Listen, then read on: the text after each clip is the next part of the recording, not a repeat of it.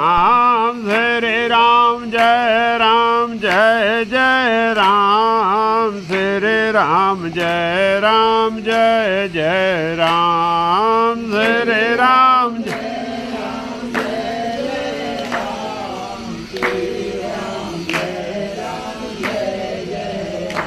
बोलो गणेश भगवान की जय, श्री रामचंद्र भगवान की जय, सीता मैया की जय, सियावर रामचंद्र जी की जय, उमापति महादेव की जय, वृंदावन कृष्ण बलदाव जी की जय, श्री दत्तात्रेय भगवान की जय, पवन सुत हनुमान की जय, श्री गोस्वामी तुलसीदास जी महाराज की जय। बोलो सब संतन की जय। जय सीताराम। हर हर महादेव। गजाननम भूत गणाधिसेवितम कपित जम्बो फल चारु भक्षणम उमासुतम शोक विनाशिकारकम नमामि विघ्नेश्वर पाद पंकजम, नमामि विघ्नेश्वर पाद पंकजम।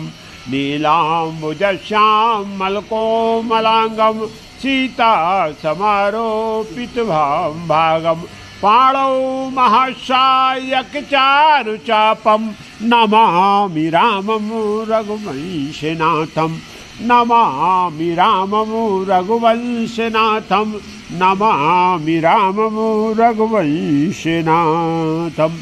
सरस्वती महाभागे देवी कमललोचने विद्यारूपे विशालाक्षी विद्याम देहि नमोस्तुते, विद्याम देहि नमोस्तुते, विद्याम देहि नमोस्तुते। श्री गणेशाय नमः। तो कल हम सब भक्तों ने श्री रामचरितमानस की पावन कथा को श्रवण किया। कथा का प्रसंग श्री किष्किंधा कांड में चल रहा था। कल हमारा किष्किंधा कांड समाप्त हुआ। किष्किंधा कांड में प्रभु श्री राम के आदेश के अनुसार पूरा कपिदल जो जामवंत जी की अध्यक्षता में समुद्र के किनारे पहुंचकर सीता जी की खोज में लगे हुए हैं। तो यहाँ संपाति से उनका सामना होता है। उस संपाति ने सीता जी का पता बता दिया कि सीता जी जो है त्रिकूट पर्वत पर लंका नाम का जो देश है उसमें रावण जो राज करता है और उसके ही जो है अशोक वाटिका में सीता जी बैठी हुई हैं। अब आप जाओ और सीता जी का पता लगाओ। लेकिन एक उपाय और बताया कि जो 100 योजन लांघेगा वो ही सीता जी का जो है क्या पता कर सकता है। 100 योजन नहीं जा सकता तो वो फिर जो है डूब के मर जाएगा। यहाँ जामवंत जी ने लक्ष्य रखा कि भाई आप में से कौन 100 योजन जाएगा, लेकिन मैं अंगद के किसी भी कपि की ये हिम्मत नहीं हुई कि 100 योजन समुद्र पार करके सीता जी का पता लगाने जा पाए। लेकिन यहाँ हनुमान जी के बल का ध्यान दिलाया गया। जामवंत जी ने केवल हनुमान जी को बताया कि आपका अवतार ही रामकाज करने के लिए हुआ है और हनुमान जी को अपना बल ध्यान में आता है। वैसे ही वो जामवंत जी से बोलते हैं कि आप बोलो तो रावण को सहित उसके परिवार के साथियों के सगे संबंधियों के सबके साथ उसको मार दूं या त्रिकूट पर्वत को उठाकर मैं लंका के आपकी शरण में भगवान राम की शरण में प्रसिद्ध कर दूं।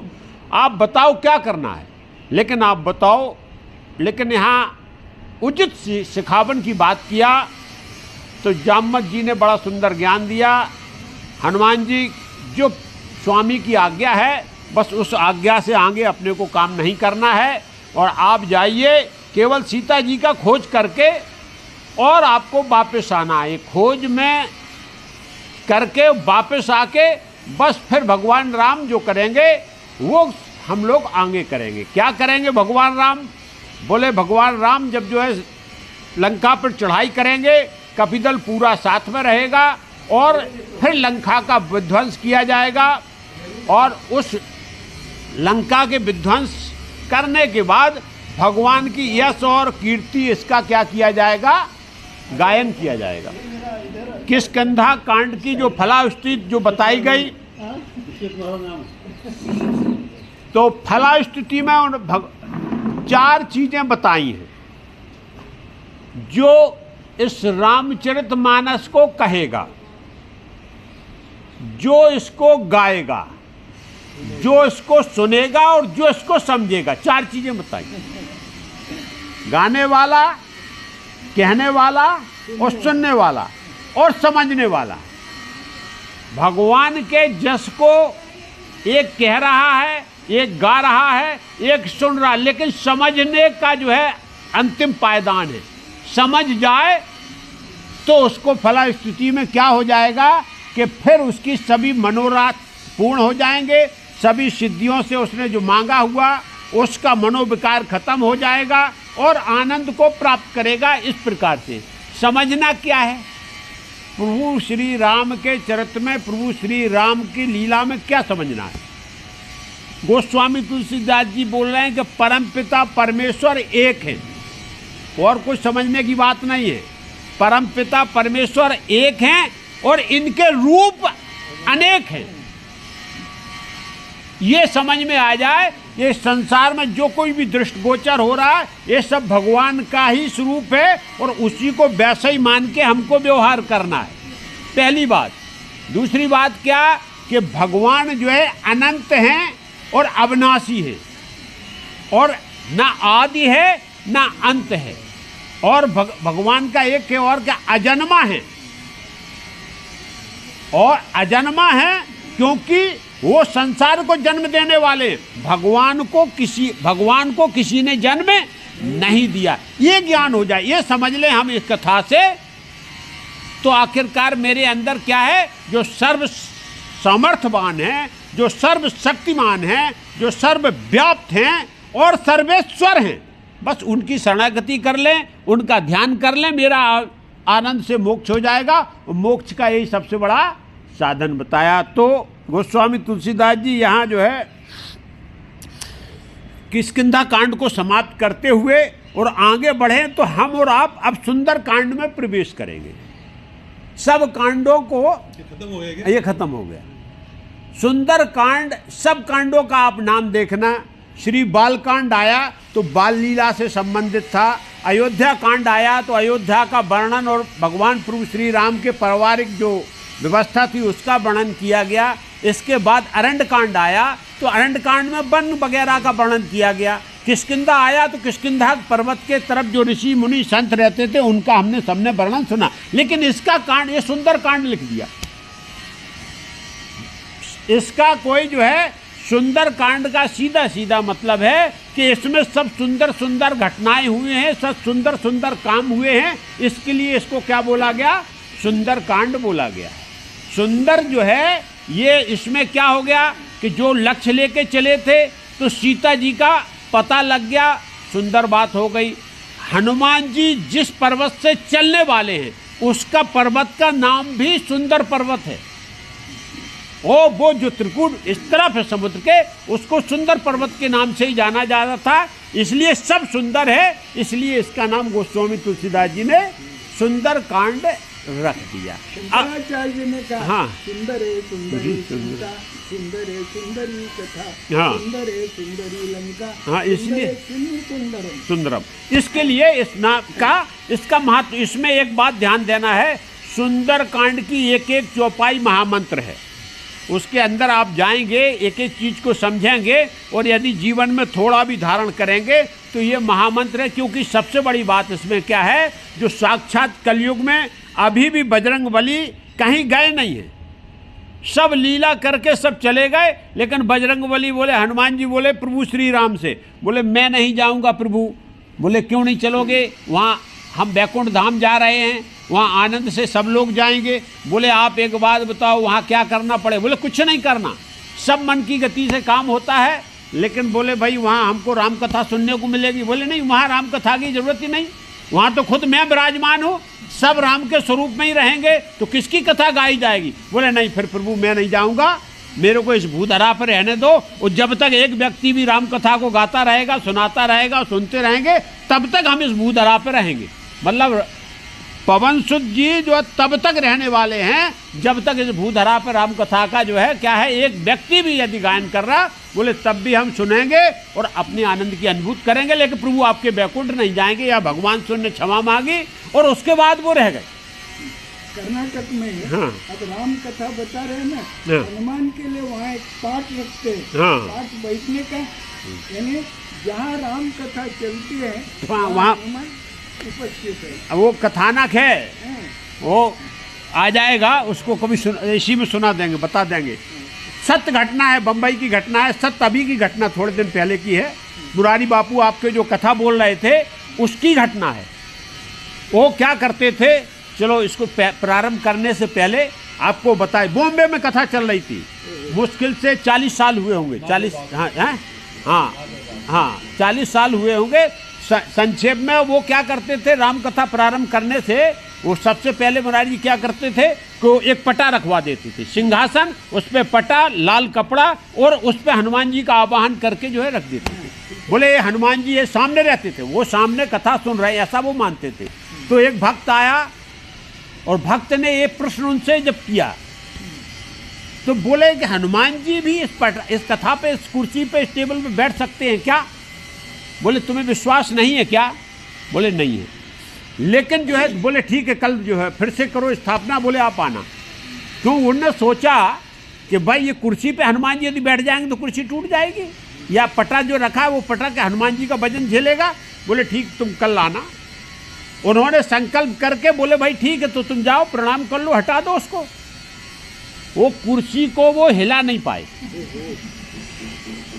इस प्रकार की कई और भी घटनाएं हैं, लेकिन संक्षेप में यही है कि वो फिर बाद में दंडवत प्रणाम किया, प्रणाम करने के बाद मान गए। तो ये तो कलयुग की घटनाएं हैं, कई ऐसी होती रहती हैं, क्योंकि बजरंगबली का साक्षात कई लोगों ने इस प्रकार की अनुभूति की है, इस प्रकार के उनके जो है चमत्कार देखें। क्योंकि ऐसा नहीं हुआ कि वो त्रेता में ही रहे, द्वापर में भी अर्जुन के किसके रथ के ऊपर जो ध्वजा टंगा था, ध्वजा पे जो है विराजमान रहते थे वो हर समय, और कलयुग में भी वो जो है साक्षात विराजमान है। आप देखना है तो बहुत सी उनके स्थान है, बहुत सी जगह हैं, और हम और आप चाहें तो यहाँ भी वो प्रकट हो सकते हैं। ये कोई बात नहीं, उनके लिए कोई भी चीज़ असंभव नहीं है। तो उसी सुंदरकांड में यहाँ भगवान, यहाँ गोस्वामी तुलसीदास जी ने हनुमान जी के जो है थोड़ा सा उनके स्वर का, बल का वर्णन किया है, उनके कृत्य का वर्णन किया है, और उसी को हम लोग सब जो है ध्यान से सुनेंगे। तो पहले गोस्वामी तुलसीदास जी ने प्रारंभ करने से पहला श्लोक लिखा, जिसमें भगवान श्री राम के अद्भुत स्वरूप का वर्णन किया है।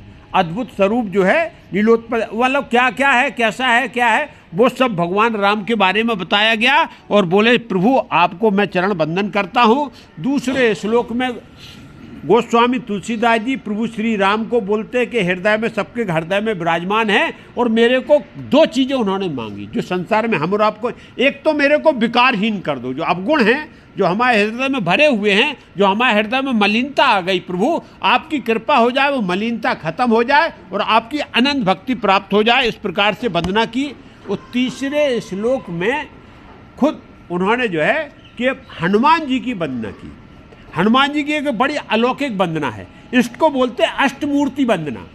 हनुमान जी के 8 स्वरूप का यहाँ गोस्वामी तुलसीदास जी ने क्या किया, बहुत सुंदर वर्णन किया है। उसको अतुलित बल धाम है में सैलावदे हम, धनुज बल कृषाणु ज्ञान नाम अग्रगण्यम, सकल गुण निधानम वारणाधीशम, रघुपति प्रिभक्तम बात जातम नमामि।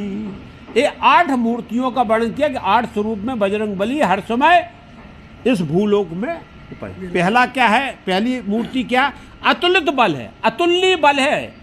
उनके बल को आज तक ना कोई नापा है और ना नाप सकता। पहली मूर्ति है स्वरूप उनका पर्वताकार है, बिल्कुल स्वर्णवन स्वरूप है, और वो ऐसा तेज उनके यहाँ से निकलता है जैसे सूर्य का तेज होता है, इस प्रकार से। और वो पर्वताकार है, मतलब विशाल काय है। वो अपने स्वरूप में आ जाएं तो इस संसार में समा नहीं सकते हैं। अग्नि का स्वरूप है, अग्नि के रूप में प्रज्वलित हो रहे हैं। यदि जो कोई कुदृष्टि देखेगा तो तुरंत जल के भस्म हो जाएगा। फिर ज्ञानियों में अग्रगण हैं, इनसे बड़ा ज्ञानी न कोई पैदा हुआ न होगा। गुणों के निधान है, गुण उनके अंदर जो है गिनती नहीं की जा सकती, क्योंकि गुण उनके अंदर से प्रकट होते हैं। और कपियों के स्वामी हैं, सबसे बड़ी बात है कपियों के स्वामी हैं। और राम भक्त हैं, जो कहा जाए तो राम भक्त के लिए प्रथम उसमें आते हैं, क्योंकि एक अलौकिक घटना जब उनसे शंका हुई तो उन्होंने अपनी छाती फाड़ के दिखा दिया। मैं सीताराम दरबार जो है क्या हो गया, राम सीता जो है हनुमान जी के हृदय से अंदर से प्रकट हो गए, इसलिए उनको अलौकिक राम का भक्त कहा गया है। और हम और आप जानते हैं वो पवन के पुत्र हैं और पवन के समान वही शक्तिशाली हैं। ये 8 मूर्ति जो है बताई गई हैं, ये हनुमान जी के स्वरूप के बारे में बताया गया। तो गोस्वामी तुलसीदास जी बोलते ऐसे ही सभी स्वरूपों की हम और आप सब मिलके बजरंग बली को नमस्कार करते हैं। हे नमस्कार नमस्कार, मेरी नमस्कार स्वीकार करो। ये जो है बजरंग बली के लिए बहुत सुंदर, यहाँ से फिर जो है बहुत सुंदर बात बोला गोस्वामी तुलसीदास ने कथा में। जितेन्द्रियम बुद्धमताम भ्रष्टम वात्माजम वानर युथ मुक्कम श्री राम दूतम शरणम प्रपद्ये। वो बहुत श्लोक है बजरंग बली के बारे में पूरी भरी हुई, जितना चाहे उतने वो अपन उसको बोल सकते हो। तो यहाँ गोस्वामी तुलसीदास जी शुरू करते हैं, कितनी सुंदर चौपाई से शुरू किया सुंदरकांड को। जावो बंत के बचन सुहाए, सुन हनुमंत हृदय अति भाए, तब लग मोह परखियो तुम भाई, सह दुख कंद मूल फल खाई। जाववंत के बचन सुहाए, कौन से वचन ऐसे बोल दिए जो हनुमान जी को अच्छे लग गए? वचन क्या, एक ही वचन अच्छा लगा कि भाई सेवक को स्वामी की आज्ञा के अनुसार काम, ये अच्छा लगा। बोले हाँ प्रभु, ये बात तो ये ज्ञान दिया आपने कि कभी भी सेवक को आगे बढ़ के काम। दूसरी बात क्या बोले, लक्ष्य आपका क्या है कि सीता जी का पता करके वो प्रभु को आके बताना।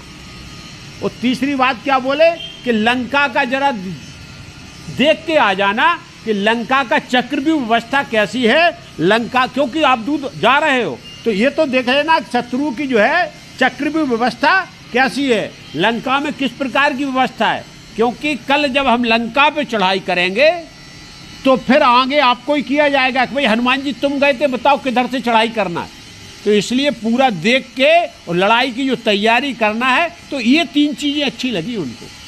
पहली सीता जी को खोज के लाना है, दूसरा जो है स्वामी की बात को मान का आदर करना है, तीसरा बोले लंका का जरा दर्शन कर लेना, देख दाख लेना कहाँ कमजोरी है, कहाँ बल ज़्यादा रहते, कहाँ शक्तिशाली है, कहाँ रावण ने कैसी व्यवस्था करके रखी। इसलिए यहाँ गोस्वामी तुलसीदास जी बोले, और यही वचन जो है हनुमान जी को हृदय में बहुत सुंदर लगे।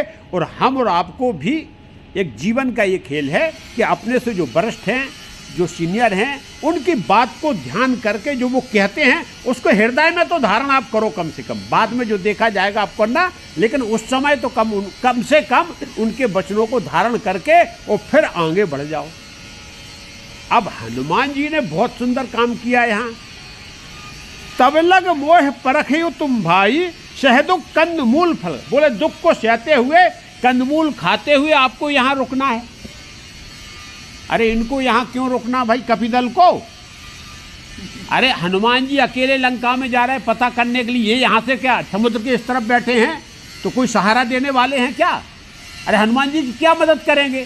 सीधी बात थी कि तुम जाओ, हम आते हैं पता करके सीधा बता देंगे जो होगी खबर। इनको क्यों रोकना? लेकिन हनुमान जी बोले नहीं, दुख सहते हुए आपको यहाँ कंदमूल खाते हुए यहाँ रुकना है। क्यों रुकना है? हनुमान जी बोले यदि हम कपिदल के पूरे के साथ आए, सब वापस चले गए, और हम अकेले यदि सीता जी की पता करके और जब भगवान राम को बोलेंगे तो केवल मेरा श्रेय जाएगा। केवल क्या होगा? हनुमान जी क्यों, कौन बोलेगा कि हनुमान जी ने पता लगाया? बकाया सब खाली हाथ गए थे। लगेगा तो सुग्रीव सबको मार भी डालेगा, नहीं मार डालेगा तो ये निवेदन करेंगे नहीं नहीं हनुमान जी पता करने गए हैं, हम लोग तो जो है इसलिए आ गए। लेकिन हनुमान जी किसी भी बात का अकेले श्रेय, और श्रेय का क्या है, श्रेय को हमको क्या करना चाहिए, श्रेय को बांटना चाहिए, श्रेय का बंटवारा करना चाहिए, श्रेय का को हड़प नहीं करना चाहिए। जो श्रेय है, यदि हम टीम वर्क कोई काम कर रहे हैं तो हाँ तो श्रेय जो होता है वो सामूहिक रूप से उसको बांट दें तो वो जीवन का आनंद है। और श्रेय को यदि आपने हड़प कर खुद अपना बनाया तो श्रेय कभी जीवन में वो क्या होता, फलदायी नहीं होता। इसलिए श्रेय है पूरी टीम गई है, और कोई भी घटना, कोई भी काम, कोई भी कर्म अकेले संभव नहीं है, सबके सहयोग से, सृष्टि के सहयोग से, हम और आपके सहयोग से ये होता है। तो हनुमान जी साबित करना चाहते, बोले रुको, जब हम काम करके आएंगे तो सब लोग नाचते गाते जाएंगे और फिर भगवान को सूचना देंगे। आध्यात्मिक विषय है। तो हनुमान जी ऐसे नहीं बोल रहे, इसलिए बोले कि भाई आप लोग रुको, कष्ट होगा, दुख होगा, क्योंकि आपको परेशानी होगी, लेकिन आपको समय व्यतीत करना, और मैं जल्दी तुरंत जो है बिल्कुल सीता जी का पता लगा के और तुरंत हाँ बस। तो इसीलिए जो है अब क्या बोले, जब लगे आवो सीता है देखे, हो काज मोए हरस विषय की, यह कहना है सब कहो माथा, चलो हरस ही धर रघुनाथा। बस केवल भगवान को क्या किया, हृदय में धारण किया, और सबसे बोले भाई देखो मैं सीता को देख के आता हूँ, आप लोग धैर्य धारण करिए, प्रभु का ये काज है, इसको हर्ष विषय। यहाँ बहुत बढ़िया शब्द आया कि हम काम करने जा रहे हैं, लेकिन वो काम मेरे लिए आफत नहीं है, वो काम मेरे लिए कष्ट नहीं है, वो काम मेरे लिए आनंद का विषय है। तो हनुमान जी हैं आनंद के साथ गए, हर्ष के साथ गए, बिगर भय के गए। ये भय क्यों, वो राक्षसों की नगरी में जा रहा है इतना बड़ा। तो हम और आपको सबको कि किसी भी काम को प्रारंभ करने से पहले मन में क्या होना चाहिए, उमंग होना चाहिए, प्रसन्नता होना चाहिए। दुखी मन से कोई काम को प्रारंभ नहीं करना। और हनुमान जी ने सबको प्रणाम किया, सबसे आशीर्वाद प्राप्त किया, छोटे बड़े से। दूसरी बात, कभी भी किसी हम लक्ष्य के लिए जा रहे हैं तो ये हमारा उत्तरदायित्व है कि सबसे कम से कम जो है सबकी दुआएं तो साथ में लेके जाएं। यदि कोई जा नहीं रहा लेकिन उसकी दुआ साथ में, तो हनुमान जी सबकी दुआओं को साथ में लेके और क्या किए हैं, वहाँ से सीधा उन्होंने देखा, दौड़ के बहुत ऊंचा सुंदर पर्वत दिखाई दे रहा था। कहाँ, समुद्र के किनारे। तो छलांग लगा के पहले तो वो समुद्र के किनारे जो पर्वत है, जिसको सुंदर पर्वत बोलते हैं, उस पर जाके चोटी पे पहुँच गए। क्या देखा, सिंधु तीर एक भूधर सुंदर, कौतुक कूद चढ़े ता ऊपर, बार बार रघुवीर समारी, तर के पवन तनय बल भारी।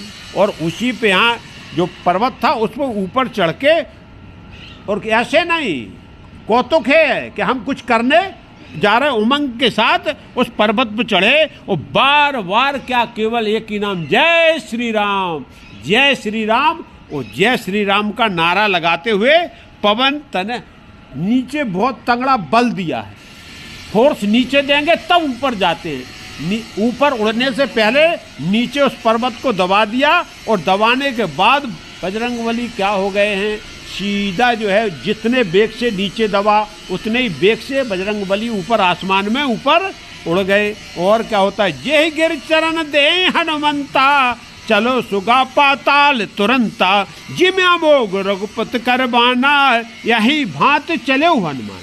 लेकिन दो काम हुए, हनुमान जी ऊपर को गए, और जो सुंदर पर्वत था वो नीचे को चला गया, दब गया, और इधर क्या हो गई, पाताल लोक में खलबलाहट हो गई, या भूकंप आ गया, या फिर रावण ने कोई उत्पात कर दिया धरती पे आके। दो ही चीज़ें, या तो भूकंप आ गया, कुछ ना कुछ हो गया, तो नीचे खलबली हो गई पाताल लोक में। और पाताल लोक में सबसे नीचे नांग लोक है, तो नांग लोगों में ये खलबली हो गई। नांग देवता हैं, बोले कुछ ना कुछ पृथ्वी पे उत्पात हुआ है। अब ये तो उधर चल रही है, विचार विमर्श हो रहा है, इधर हनुमान जी जो है आकाश के रास्ते से, और जय श्री राम अंगूठी उनकी मुंह में है। कैसी है, राम नाम उस पे अंकित है जिसको वो मुंह में धरे हैं। अब चले कैसे? हनुमान जल निधि रघुपति दूत विचारी, ते मैनाक हो सिर में भारी। हनुमान जी उड़ ही पाए थे थोड़ी दूर समुद्र में, तब तक अब देवता लोग चाहते हैं कि भगवान का काम हो रहा है, कोई यज्ञ हवन कर रहा तो मेरी भी थोड़ी बहुत आहुति लग जाए, मेरा भी थोड़ा बहुत क्या हो जाए, काम हो जाए। तो यहाँ समुद्र देव ने बोला थोड़ा मैनाक पर्वत को, बोले बहुत दिन से डुबो के छुपा के रखा आपको मैंने समुद्र में, थोड़ा काम करो। हनुमान जी जा रहे हैं भगवान का काम करने के लिए, थक गए होंगे, थोड़ा विश्राम दिला दो, आराम मिल जाएगा।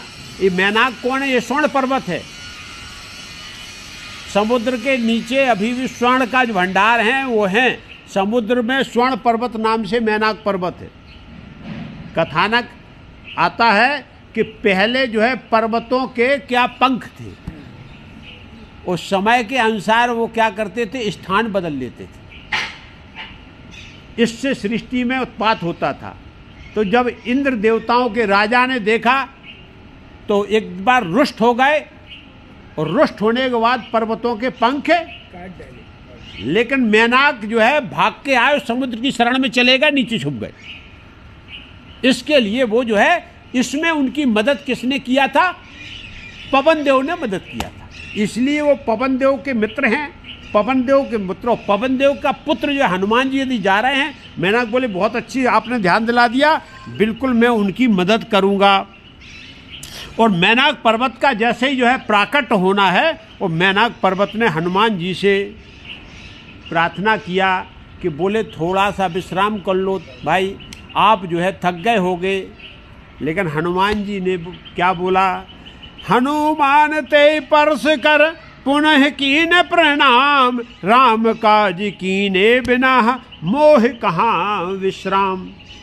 यहाँ बहुत सुंदर बात बोला कि हनुमान जी ने मैनाक पर्वत का आदर किया, स्पर्श किया, चरण में बोले बहुत बढ़िया बात, आप भगवान काम के लिए कम से कम खड़े तो हुए हो, धन्यवाद आपका। लेकिन क्या किया? प्रणाम किया। प्रणाम करने के बाद बोले एक जो जीवन का ये सूत्र दिया, हनुमान जी ने जीवन का सूत्र दिया है कि जब तक हम किसी अच्छे काम के लिए जा रहे हैं तब तक विश्राम नहीं करना हमको।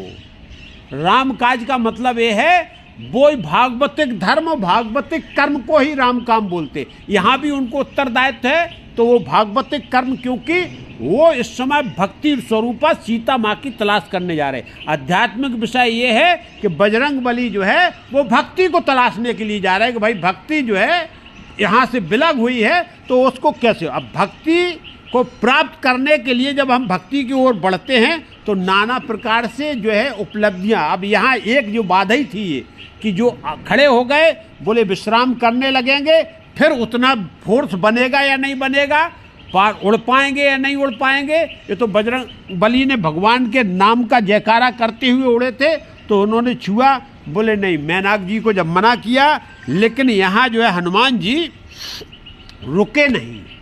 और यहाँ गोस्वामी तुलसीदास जी ने विश्राम शब्द लिखा, आराम शब्द नहीं लिखा। तो जीवन में बोला गया कि आराम कब होता, विश्राम कब होता? जब मन को शांति हो जाती है।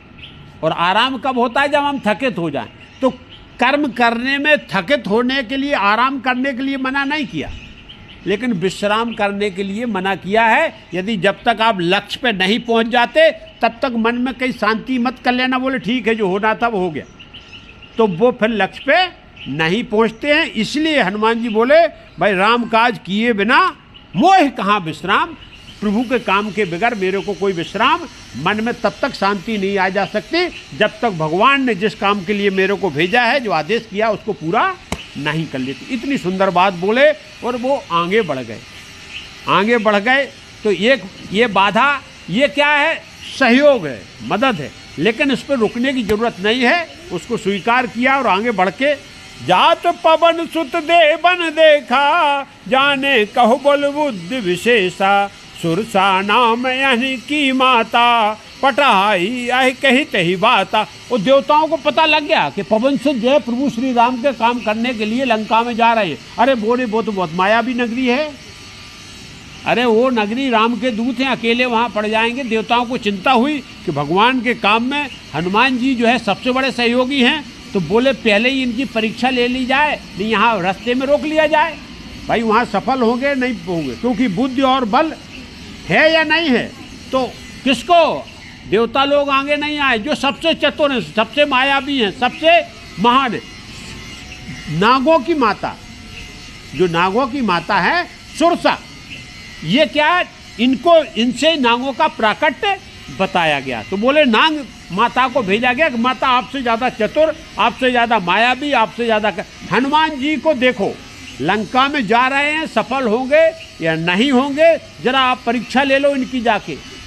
अच्छा, तो तुरंत जो है हनुमान जी के ऊपर आसमान में तो पहली आफत आई। जीवन का खेल है, जब भक्ति में आप प्रवेश करोगे तो आपको 3 जगह से रुकावट आती है। आकाश से आती है और जल से आती है, वो तीसरी भूधरा से आती। तीनों रुकावटें जो है आप कभी भी भक्ति कर लें तो या तो आसमानी आफत कोई टूट जाएगी, या फिर जो है जल से ऐसी आफत आ जाएगी कि हमारी भक्ति वो होगी, या फिर भूधरा पे तो आफत आने वाली है। भक्ति के काम में 3 रुकावट। तो ये पहली आफत है, ये आकाश से टूटी है हनुमान जी के सामने अहंकार का जो है मर्दन करने के लिए। जब तक आप अहंकार में जाओगे तो आपकी विजय पे संशय रहता, क्योंकि अहंकार में डूबे हुए रहोगे, वो जो समझदार होगा वो आपसे जीत के निकल जाएगा। तो हनुमान जी के यहाँ अहंकार का जो है एक बार परीक्षण करने के लिए सुरसा आई, और सुरसा ने तुरंत हनुमान जी को ललकारा। क्या बोला, आज सुरन वह दीन हारा, सुनत बचन कह पवन कुमारा, राम काज कर फिर मह आवो, सीता की सुध प्रवह सुनावो। अरे सीधा खड़ी हो गई रास्ते में, बोले आज बहुत बढ़िया हो गया, बनावटी स्वरूप है, और बोले बहुत अच्छा हो गया, आज भगवान ने बहुत सुंदर हमको क्या किया है, आहार प्रकट कर दिया है, ये तो हमारा काम बन जाएगा। यहाँ हनुमान जी ने सबसे पहले ही परिचय दे दिया कि मेरे को अहंकार नहीं है। बोले नहीं देवी, हे माता, आप मेरे रास्ते की बाधक मत बनो, क्योंकि इस समय मैं राम काज करने को जा रहा हूँ, प्रभु का काम है। आपको यदि खाना ही है, मेरे से भूख मिटाना है, तो मैं राम काज कर लूँ, प्रभु का काम करके फिर आपकी भी भूख मिटाऊंगा। मैं आपका भी जो है क्या परमार्थ करने को तैयार हूँ कि तुम्हारी, लेकिन अभी मेरे को कम से कम जाने दो। प्रयास किया, प्रयास करने के बाद हनुमान जी क्या बोल रहे, तब तब बदन पैठो आई, सत्य कहे मोए जान दे माई, कब नहु जतन दे ही नहीं जाना, गृसस न मोह कहे हनुमाना।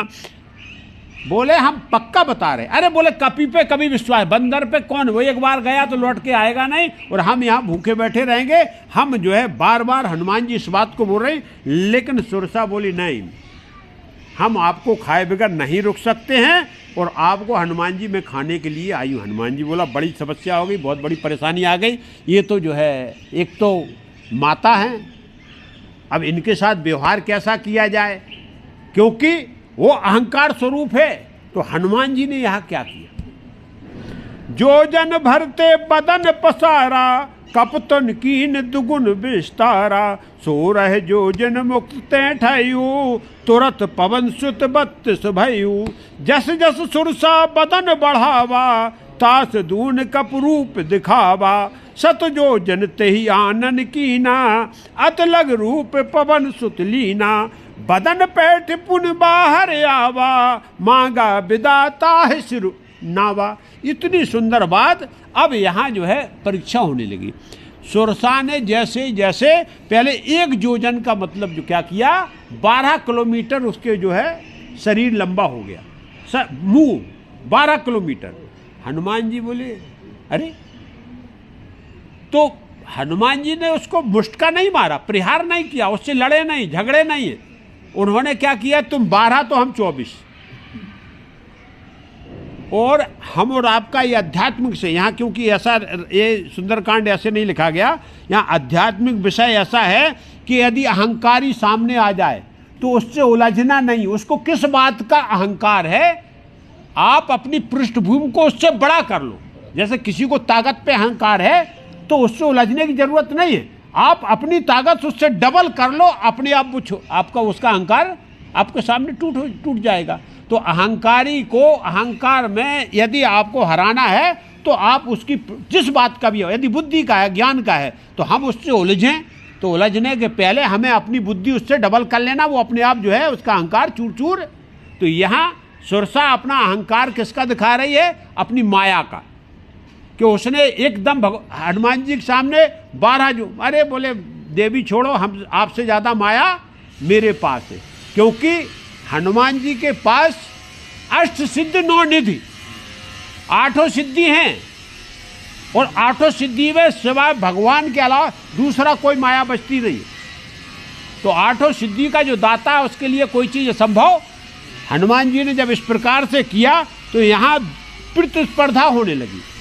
अब यहाँ क्या हो, ये बुद्धि हुई कि अहंकार से लड़ना तो उससे बढ़ जाओ आप, और विवेक क्या हुआ?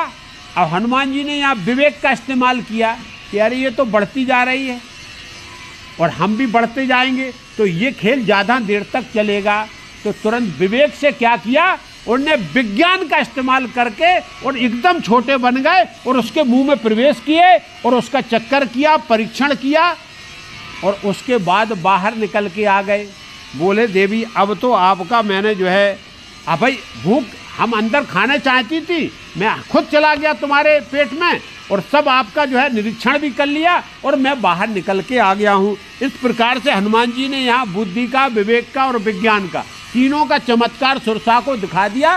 उस सुरसा को समझ में आ गई बात, अरे वाह, हनुमान जी से कोई जो है विजय प्राप्त करने वाला, ये सुंदर बोले हनुमान जी से कोई विजय, क्योंकि हमने तीनों का परीक्षण कर लिया और तीनों में हम खुद इनसे नहीं जीत पाई हूँ। तो इस प्रकार से यहाँ बुद्धि, विवेक और विज्ञान का जब परीक्षण हो गया तो मोए सुरन जे लाग पठावा, बुद्धबल मरम तोर में पावा। और बोले सरसा बोली बस बेटा, मैंने देख लिया, देवताओं ने जिस काम के लिए मेरे को भेजा था, मैंने आपका बुद्धि का, बल का और विज्ञान का सबका पता कर लिया, और बस आपसे अब जो संसार में, इस भूमंडल में, इस ब्रह्मलोक में कोई इतना बुद्धिमान, विवेकशील और विज्ञानी नहीं है। तो और क्या किया, राम काज सब करहु तुम, बल बुद्धि निधान, आशीष दे गई सो हरस चले हनुमान। यहाँ हनुमान जी ने एक और आशीर्वाद प्राप्त कर लिया। बोले बिल्कुल आपका रामकाज में आप सफल हो गए। ये माता का, अहन की जो माता हैं सुरसा, उनका आशीर्वाद प्राप्त किया है। कैसे? बुद्धि से, बल से, विवेक से। और ठूसा मार देते तो आशीर्वाद नहीं मिलता, झगड़ा होता, लक्ष्य खत्म हो जाता, कहीं के कहीं जो है कथा चली जाती। इसके लिए भगवान यहाँ हनुमान जी ने बुद्धि विवेक से सुरसा को प्रसन्न कर दिया। सुरसा जी आशीर्वाद देके, और अब हनुमान जी फिर से आगे बढ़े। तो दूसरा संकट अभी ये आया था आकाश से, क्योंकि सुरसा आकाश से उतरी, हनुमान जी से टक्कर मारी। अब दूसरा खतरा हनुमान जी को आ गया, कहाँ से? जल से, समुद्र में। समुद्र में क्या है, एक सिंहका नाम की राक्षसी है, ये रावण की पहली चौकी है। रावण ने सुरक्षा व्यवस्था में एक पहली चौकी लगा के रखी कि न तो आसमान से, न जल से, न थल से कोई भी आदमी लंका में प्रवेश। हाँ, तो सिंहका नाम की जो राक्षसी है उसका काम क्या था, ये है ईर्षा। हम और आपके अंदर सिंह का बसती है, सिंह का हम और आपके अंदर विराजमान है। ये राक्षसी ईर्षा नाम की राक्षसी है, जो दूसरे से, अपने नहीं, दूसरे से क्या करती है, ईर्षा करती है, द्वेष रखती है दूसरे से। क्योंकि ये आदत है मेरी कि दूसरे को बढ़ते हुए, उड़ते हुए देख लें तो वो उसको जो है क्या रहता है, वो सहन नहीं होता। तो ये सिंह का नाम की जो राक्षसी है, ये हनुमान जी को तुरंत देखा उसने, अरे बोले ये कैसे आकाश से जा रहा। अरे सिंहका को क्या कमी थी भाई, जल में तमाम मछलियां और जितने रहते सब खा खा के पेट भरे, नहीं, बोले आकाश मार्ग से जाने वाले, उड़ने वाले पक्षी की छांव पकड़ के और वो तुरंत उसको खींचती थी और खा लेती थी। अच्छा, हनुमान जी बोले यार, तो उसने क्या किया, हनुमान जी पे भी यही कला प्रारंभ कर दिया। और हनुमान जी ऊपर उड़ रहे थे, सीधे जा रहे थे, नीचे को आने लगे। बोले अरे ये कौन सी आफत आ गई, हम तो ऊपर उड़ रहे थे लेकिन नीचे समुद्र क्यों खींच रहा मेरे को।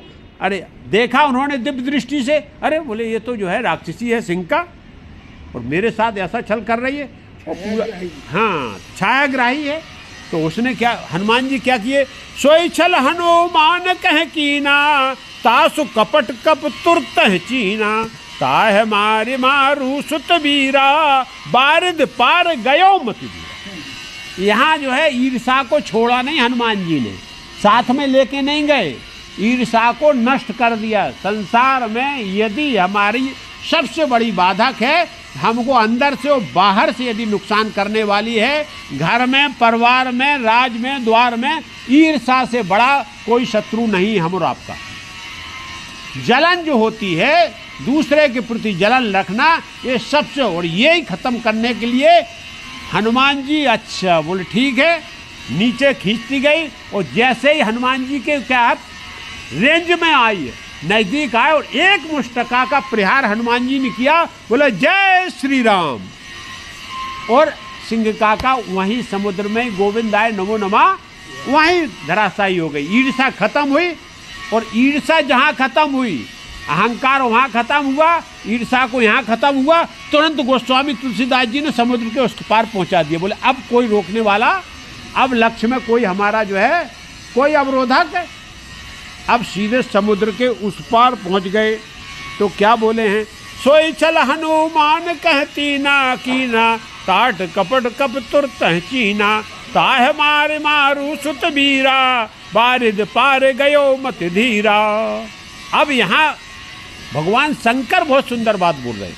क्या बोल रहे हैं, उमा न कछु कप के अधकाई, प्रभु प्रताप जो कालें खाई, गिर पर चढ़ लंका तह देखी, कह न जाए अति दुर्ग विशेषी। यहाँ भगवान शंकर बोले पार्वती जी को शंका मत करना, हनुमान के लिए ये कोई अधकाई नहीं है। कौन ने एक मुष्ट का अभी क्या आई, सुरसा आई, तो जो कला दिखाई, ज्ञान विज्ञान बुद्धि दिखाई, ये कोई बहुत बड़ी बात नहीं। सिंह का को एक मुष्टका में उनने मार दिया, ईर्षा को खत्म कर दिया, ये हनुमान जी के लिए कोई बहुत बड़ी बात है नहीं है। ये तो हनुमान जी का खेल खेल में करने वाले हैं। ये सब प्रभु के प्रताप से ये सब वो क्या करते हैं, करते रहते। काल को भी वो खा सकते हैं। प्रभु के प्रताप से काल भी हनुमान जी के सामने नतमस्तक है। इस प्रकार से भगवान शंकर बोल रहे इसके लिए। अब हनुमान जी जब किनारे पहुंच गए तो तुरंत बोले भाई देखा जाए कहाँ से क्या व्यवस्था है, क्योंकि लंका आ गई है।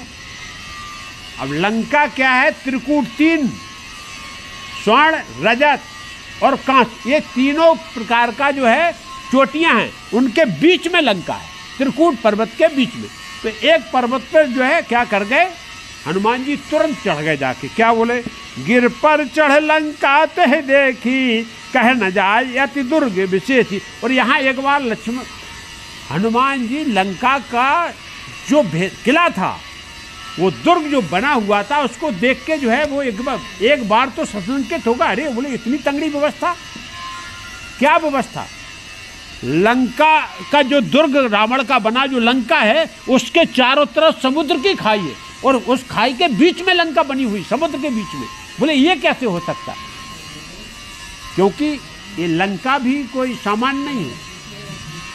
ये लंका जो है भगवान शंकर से प्राप्त किया था। किसने प्राप्त किया था, विशर्वा ऋषि ने प्राप्त किया था। जब वो गृह प्रवेश कराने गए, अब गृह प्रवेश में पंडित जाए और क्या मोहित हो गई उनकी पत्नी कि भाई जो है ये लंका तो इतनी सुंदर है। भगवान ने पहले लंका नाम नहीं था, स्वर्ण नगरी नाम था, जो कैलाश पर्वत पर प्रकट किया था। गृह प्रवेश हुआ किस समय, पार्वती जी के समय में। और गृह प्रवेश होने के बाद में गुरु जी को गुड़ दक्षिणा में तो क्या मांग लिया महाराज ने, बोले वो लंका ही दे दो मेरे को। पार्वती जी ने साफ दे दिया, वहीं उस साफ का ये कारण घटित होने वाला है, ये साफ दिया। बोले भाई ये तो अच्छा पंडित आया है, अरे जिसमें प्रवेश कराया उसको ही लेके जा रहा। अब वो क्या सोचे कि भाई ये चेक से क्या बोली, ये तो है वो अपने जो है भगवान शंकर हैं, ये तो दूसरी फिर स्वर्ण लंका बना लेंगे, इनको क्या फर्क पड़ता, ये अपन ले लेते। और लेके आ गए। और उसके बाद में लेकिन भगवान तो ऑर्डर दानी है, उन्होंने दे दिया, बोले जाओ लेके जाओ। और वही स्वर्ण नगरी जो है यहाँ है, तो अद्भुत स्वर्ण नगरी है। उसको देख के जो है यहाँ पर एक बार हनुमान जी प्रशंसा करते हैं, भाई बहुत सुंदर बनाया गया है। क्या है? पुरोहित है ना, हाँ। उन्होंने इनको आरती करने की, वो नहीं आएंगे आरती के लिए। हाँ हाँ ठीक है, अभी टाइम है, बहुत टाइम है। हाँ, तो इसमें जो है सबसे बड़ी बात क्या है, सोने का परकोटा है, जो दीवार है वो चारों तरफ सोने का है, मणियों से जड़ी हुई है, और उसके चारों तरफ समुद्र का घेरा है। जल्दी कोई उसको पार पहुंच नहीं सकता, वहाँ भी जब उड़ना पड़ेगा आकाश के रास्ते से। अब हनुमान जी और थोड़ा ऊपर त्रिकूट से नीचे दिखाई दे रहा है लंका है, तो देखा है कि बहुत सुंदर घर द्वार जो बजे हैं, वो बड़े आदमी का घर दिखाई देता ना। अब लंका में किस बात की कमी हो सकती है?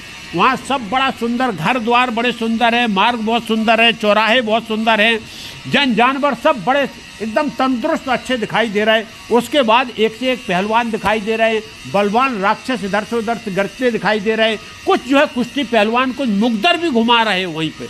सब कुछ हनुमान जी ने देखा, बड़ा तंगड़ा, बोले यहाँ तो जो है व्यवस्था। और इस प्रकार से अब हो क्या गया कि सभी राक्षस चौकस और चौकन्ना है, लंका की रखवाली बिल्कुल एकदम सतर्क हो, क्योंकि रावण का तो ये था कोई छोड़ा ही नहीं था जिससे दुश्मनी न की हो उसने, सबको अपने जो है क्या लंगोट के नीचे रखा था, बोले कुछ नहीं, जिसने उठाया उसको तुरंत थप्पड़ मारता था, बोले चुप रावण के अधीन आ जा। तो इस प्रकार से लेकिन सब सतर्क और चौकस रहते थे।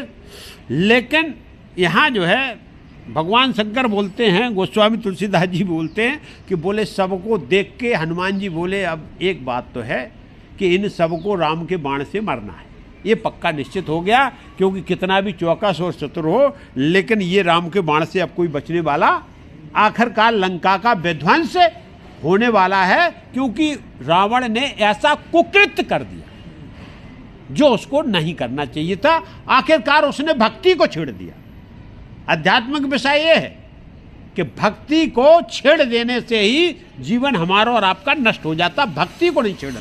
संसार में किसी को भी छेड़ोगे चलेगा, एक बार भगवान को भी छेड़ दोगे चलेगा, लेकिन भक्ति को नहीं छेड़ना। भक्ति शक्ति है, और शक्ति एक बार गई तो अपने आप धीरे धीरे पतन हो जाना, क्योंकि शक्ति से ही संसार हम और आप चल रहे हैं। तो भक्ति स्वरूप सीता माँ को छेड़ा है, अब वो बचने वाला नहीं। इस प्रकार का जो है हनुमान जी ने सोचा, बोले ये तो पक्का है।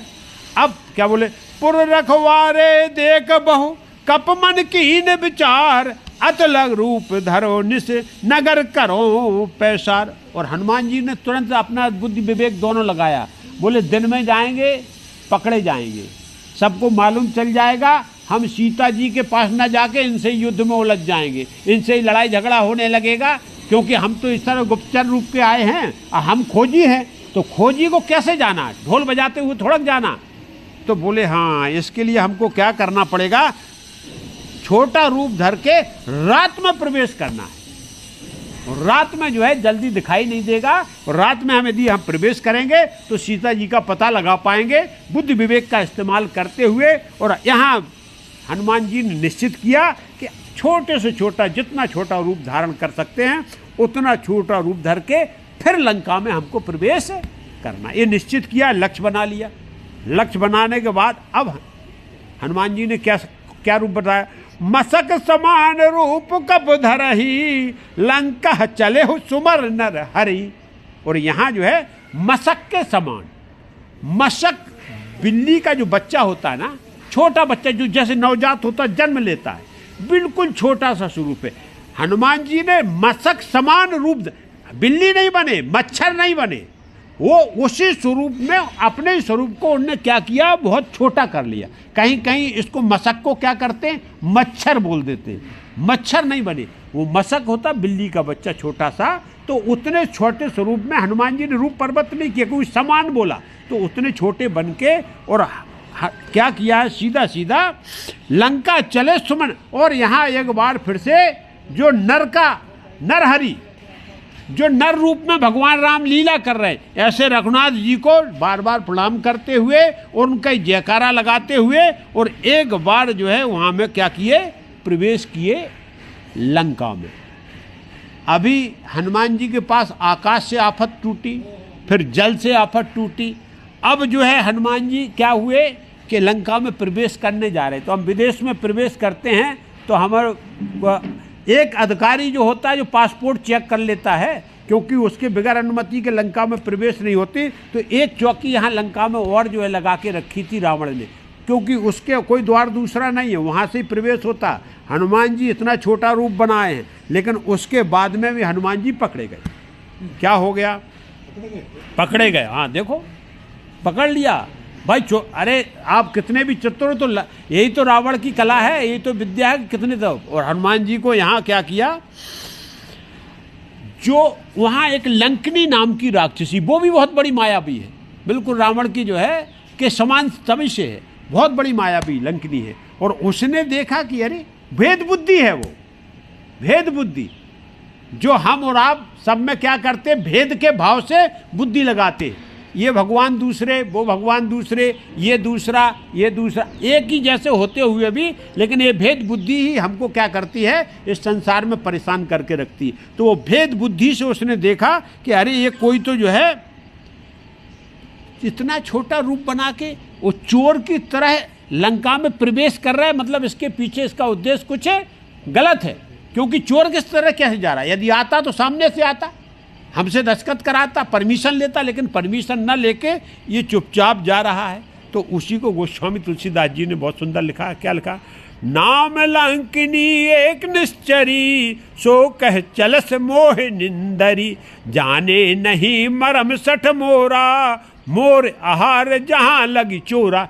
और ललकार दिया, बोले मेरे को भूल के, मेरा ध्यान किए बगैर, मेरे से मिले बगैर, और तू जो है चोर की तरफ लंका में कैसे प्रवेश करते जा रहा, वो तेरे को मालूम नहीं है मेरा स्वभाव क्या है, मेरा आचरण क्या है। मैं केवल, मेरा भोजन ही चोर है। बोले जो चोर आता है लंका में तो हम क्या करते, उसी का भोजन करते, बकाया किसी का भोजन, तो चोर ही हमारे। अरे हनुमान जी बोले आपने मेरे को पहचान लिया? बोले क्यों?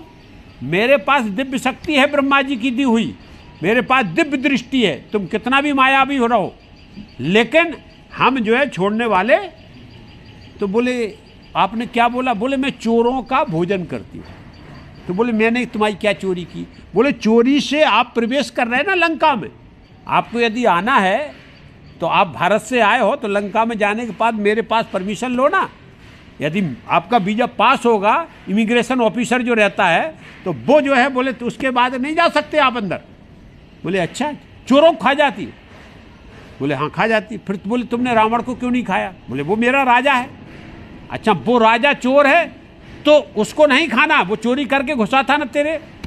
अरे सीता जी को चुरा के लाया और लंका में प्रवेश किया था ना, तब तुम कहाँ गई थी? अरे तुमने अपने रावण को अपने क्यों नहीं खाया? वो चोर नहीं है? अरे संसार में सबसे बड़ा चोर है जो नारी की चोरी कर रहा है, और तुमने उसको नहीं खाया। मैं तुम्हारे चोरी तो नहीं किया, मैं जा रहा हूँ और वो भी छुप के जा रहा हूँ, और तुम मेरे को चोर बोल रही हो। बोले नहीं नहीं नहीं, वो ये भेद बुद्धि है। कि बोले अच्छा, तो तुम भेद बुद्धि रखती हो तो तुम्हारी बुद्धि को मेरे को ठिकाने लगाना पड़ेगा। बोले नहीं नहीं, मेरी बगैर परमिशन के आप बिल्कुल नहीं जा सकते हो, और आप जो है, बोले रुको मैं बताती हूँ। बोले आओ नज़दीक। हनुमान जी ने मुष्टिका को पीछे ही बांध के रखा। बोले इसमें क्या लिया हो? बोले इसमें बहुत सुंदर फल है खिलाने के लिए तुम्हारे लिए। और जैसे वो नज़दीक आई है, वैसे हनुमान जी ने क्या किया, जय श्री राम, और मुष्टिका का प्रहार किया। एक ही मुष्टिका लगा है, वो सर के बल ढंढुनाती डुगलियाँ मारती हुई गिरी, मुंह से खून की धार बहने लगी। उसी को गोस्वामी तुलसीदास जी ने बहुत सुंदर बोला। क्या बोला? मुठका एक महाकप हनी, रुधिर बमत धरनी धन मनी, पुण्य समारी उठी सोलंका, जोर पान कर विनय सशंक, जब रावण है ब्रह्म वर दीना, चलत बिरंच कहा मोहे चीना। बोले जो है तुरंत मुठका लगी, मुष्टिका का प्रहार हुआ, गुलटैया खाती हुई गई, मुंह से खून गिरने लगा। वैसे ही जो है फिर थोड़ा उसने अपने को संभाला और खड़े होके प्रणाम करने लगी, जोर पान कर विनय।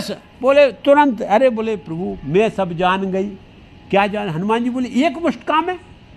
अभी तो तू मेरे को खाने की बात कर रही थी, एक मुष्टिका में तेरी भेद बुद्धि खुल गई, अब तेरे को भेद समझ में आ गया मैं कौन हूँ? बोला नहीं, मेरे को सब मालूम चल गया। क्या मालूम चल गया? बोले भाई तूने ऐसा क्या जान लिया? बोले मैं जान गई कि जब रावण को ब्रह्मा जी ने वरदान दिया था उस समय मैंने भी पूछ लिया ब्रह्मा जी से कि आप इनको सबको वरदान तो दे दिया, लेकिन ये मरेंगे कब, ये मरने वाले कब हैं भाई, ऐसे वरदान दे दिए इनको तो मार, नहीं बोले मरेंगे ये।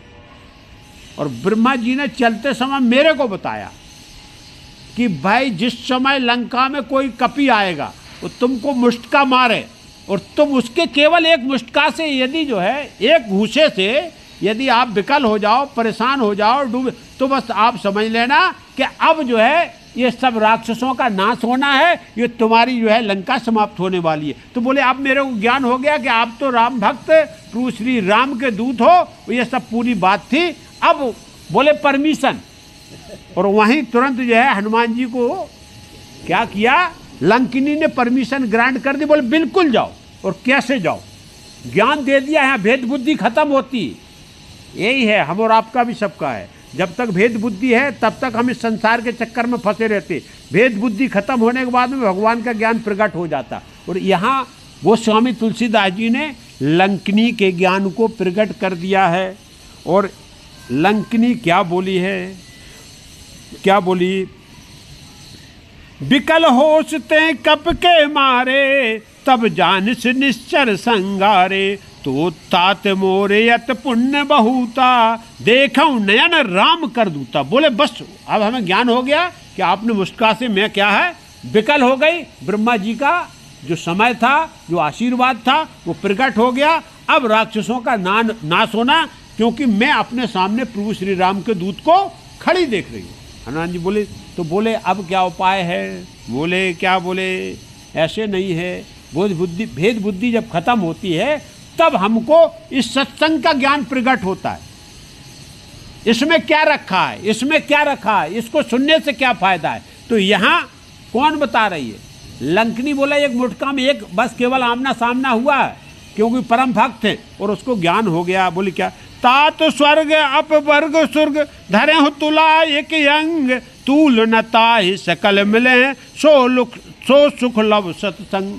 और बोले हनुमान जी जीवन में आपको स्वर्ग और अपवर्ग, मतलब दोनों, वैकुंठ तक का बात बोला, मोक्ष का, स्वर्ग का और उसके बाद वैकुंठ का, सब जितने भी फल हैं, जितने भी संसाधन, उनसे यदि ये स्वर्ग हमको प्राप्त होता है, उसको एक तराजू में सब रख दिया जाए फल, और एक तरफ केवल जो है सत्संग का एक क्षण जो सत्संगी से मिला हुआ उसको रख दिया जाए, तो उससे भारी सत्संग का एक क्षण होता।